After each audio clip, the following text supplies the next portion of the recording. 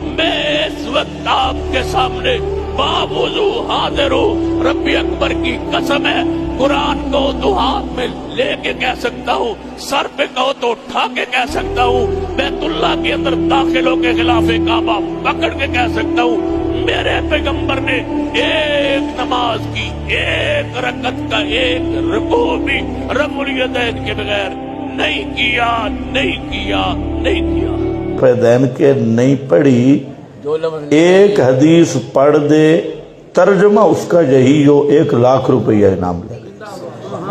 اور اگر یہ حدیث نہیں دکھا سکتا تو پھر میں دکھا رہا ہوں، من کذب علی متعمدا فلیتبوأ مقعدہ من النار، جو پیغمبر کریم پہ جھوٹ بولے وہ کٹر جہنمی ہے۔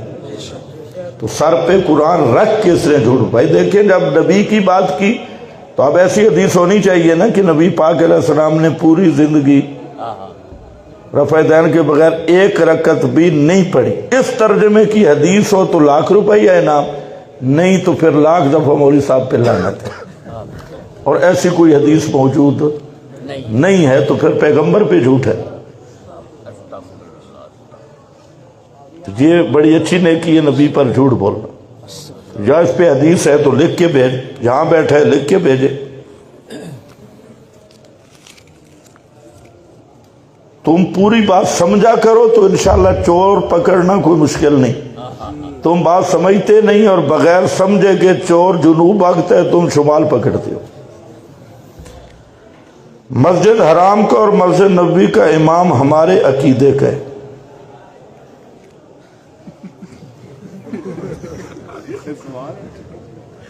اچھا، غیر مقلد کہتے ہیں، بالکل جھوٹ بولتے ہیں۔ مسجد نبوی اور کعبۃ اللہ کا امام حنبلی ہے، امام احمد بن حنبل کو ماننے والا ہے، اور پکا اس کا عقیدہ ہمارے والا ہے، ان والا نہیں۔ ہمارے اور ان کا کیا فرق ہے؟ یہ کہتے ہیں سنتے ہیں، کچھ کچھ سنتے ہیں، کچھ نہیں یاد ہے، سارے یاد ہیں، کچھ سنتے ہیں۔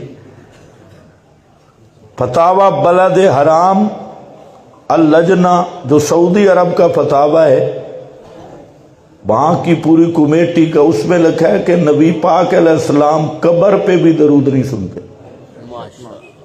یہ تو کہتے ہیں ادھر جوتیاں دی آٹا سن دیں گجرا لے دے مردے۔ اور آیت اس لکھی ہے ما انت بمسمع من فی القبور، اے نال اس لکھا کہ پیغمبر کریم دی روح مبارک او جنت الفردوس چھے، قیامت تو پہلے تک آپ دے جسم وچ نہیں آمنا۔ یہ دوئیں فتاوی چھے اور 3 جگہ تھے۔